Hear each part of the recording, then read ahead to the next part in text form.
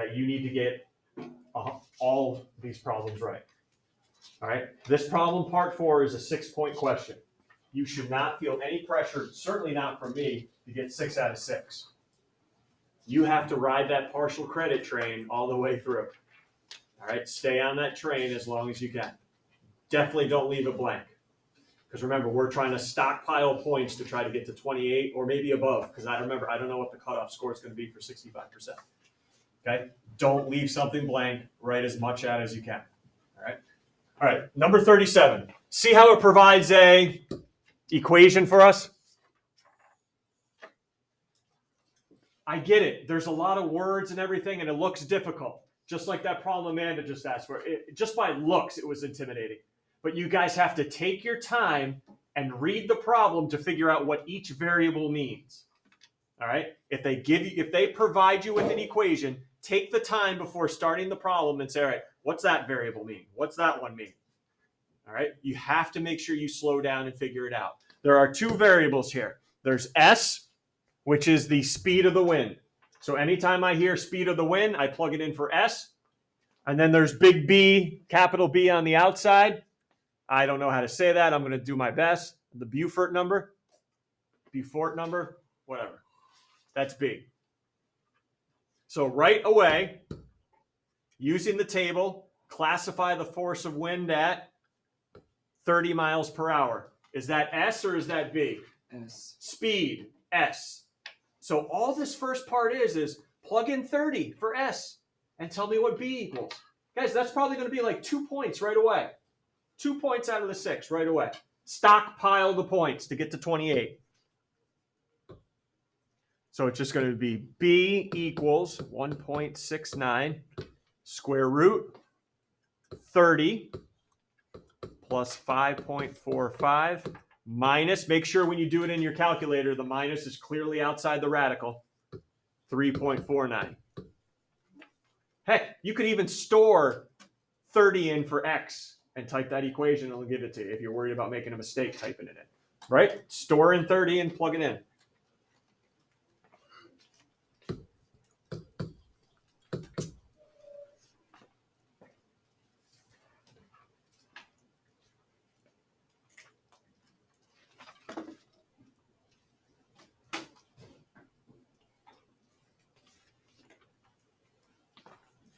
$6.429306679.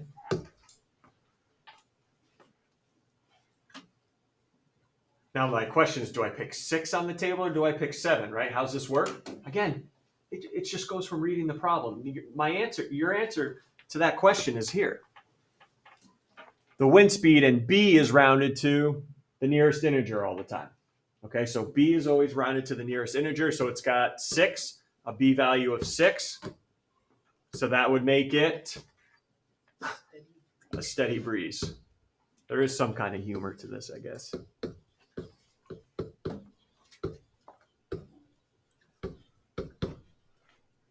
What's up, Jake? If you said B was like a different number but was close, would it still count? Or How is it a different number? I got 6.572. And you typed all this in? Yeah. Do I have the wrong answer? I got 6.429. Make sure you typed it in right. Because I hate to break it to you, different calculators don't give up different answers. They all work the same way. Maybe they put it wrong. Type it again. Try it one more time. Look at all these, huh? Fresh scale. I don't know what a fresh scale is. Someone really took the time. I'm sure this is true as well. Oh, man. Right? It needs for shifts. So. Oh yeah, I guess I put it wrong.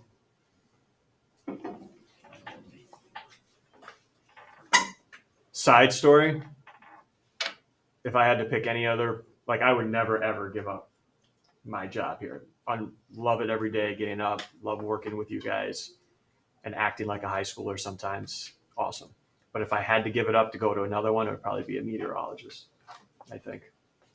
I don't know why. I just get fascinated by I don't want to do any research on it or anything. I just want to. Like a news star? Probably, yeah. Let's be honest. Get in front of the camera.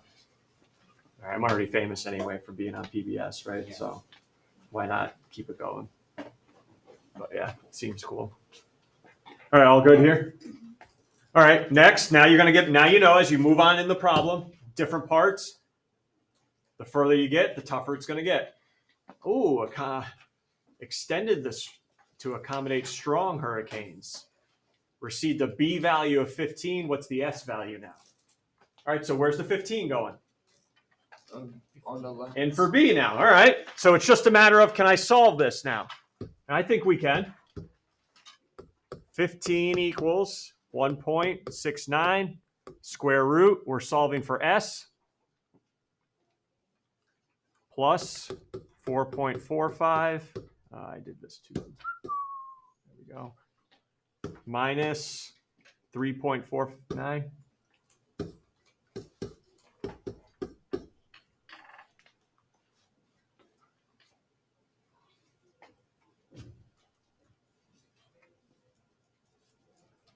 All right, you guys want to help me? Come on. What's up, Nick? You move over the 3.49. Get the radical by itself. Stop with this squaring business. You can't do that unless it's all by itself. We got a lot of things attached to the radical that we need to move, and the first thing is 3.49. Yep.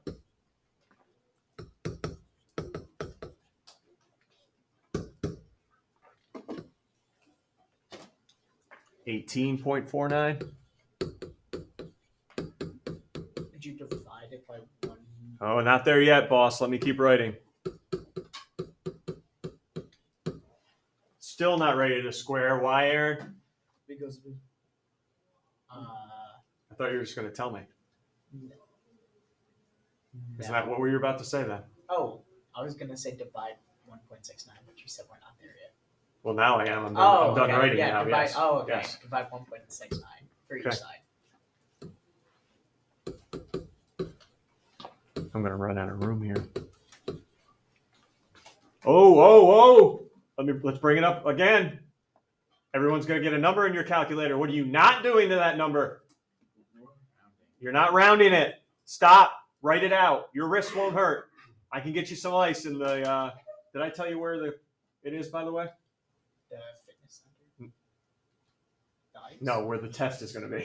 Oh no. I don't think the test is going to be in the thing. I hope not. No. I got to tell you where it is at the end. But I'll get you some and bring it to our exam room.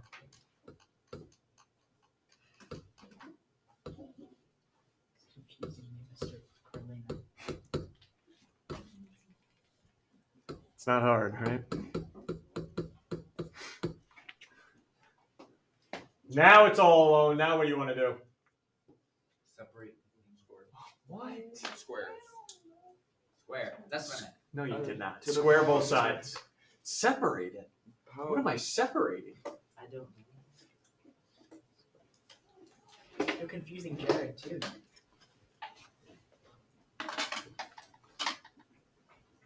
And then the last step, get the 4.45 over, right? And to the nearest mile per hour. Some serious wind here.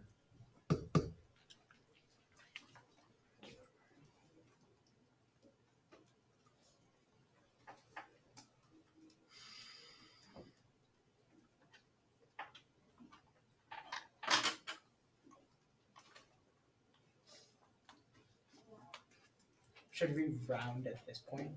Are you at the end? And yes. Keep writing out everything in your calculator till you're done and you're ready to circle. Then I can round to the nearest mile per hour.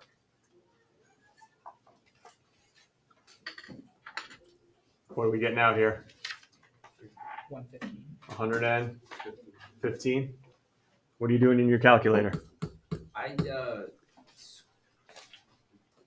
Do you have the 10.94? Yeah. You squared it, Oh, never mind. I didn't square. right? You got to square both sides. You square one side to get rid of the radical, got to square the other side to keep it balanced. Yeah? Okay. Everyone's all good? 115? All right, so now we're on to this third part, which is just, I don't know why they do this to us, because we are feeling confident in our part 4 question, I hope. Now find any B values that round to 10, receive a number of 10. So find the range of wind speeds that would give me a B value of 10. All right, so let's just, I'm not even going to play around here.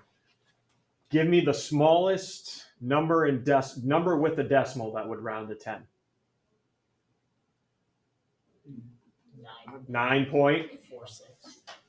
No. Well, we just go 9.5. Okay. Right? 9.5. Everyone agree? So what we're going to do here is basically say, hey, 9.5 would round to 10, right? Everyone agrees?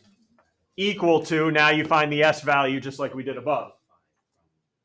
Can anybody give me the highest number that would round to 10 as well? 9.9. No, you're not thinking about it. 10.4. 10.4, right? That would round to 10, right? So now what we're doing is, all right, find the S value at 9.5 and then find the S value at 10.4, and that's the range of S values. Okay? So that's what this problem is looking for. Find those S values at 9.5 and 10.4 because that's the range that would round it to 10. Yeah. And I'll let you guys go ahead and do that. Or just set it up, because I got to talk about one last thing here before we leave. So is everyone all right with that last part? Find the S value at 9.5 and 10.4 because that's the highest and lowest values that would round to 10. I don't know. The one thing still have no idea why they wrote using technology. Your calculator? Or am I supposed to hand out some type of weather device? I don't know. Jake. Why is it like 10.4 and not like 10.49 or something? But why? And then now we have this argument of why don't we just do 10.4999? Like when do we stop? You know what I'm saying? So let's just go 10.4. Right. Okay. So you guys can finish that on your own. If anybody didn't see it earlier, I told you I need the June 2019 here on Tuesday. Here's the 4 problems over the 3-day break that I'm suggesting you do from this current one that's in front of you now. And there's one last thing I need from you before we break. Okay, so those 4 from this exam, try to have them done over the next 3 days. 4 problems, 3 days. You can do the math. It's not a lot. And then again, June 2019 in class. That's all we're using next week. Last thing. Everyone has this sheet I handed out first day. It's kind of like the info sheet. It's got your supplies you need to bring on the back. Can you please write in? Our test will be in F103. F103, that's the band room. I don't know if anybody's familiar with that. F103, that's the band room. Your seat number is on Aspen. If you go to Aspen, where all the exams are, you'll see a file that says seating chart, period 3, seating chart, period 4. Open it up and find where you're sitting. That's your job. Please don't ask me the day of the exam. So F103, your seat is on Aspen somewhere. Find it. All right? All right, one more week. Everyone behave this weekend. You know the deal. Nothing stronger than ginger ale. You got a Regents.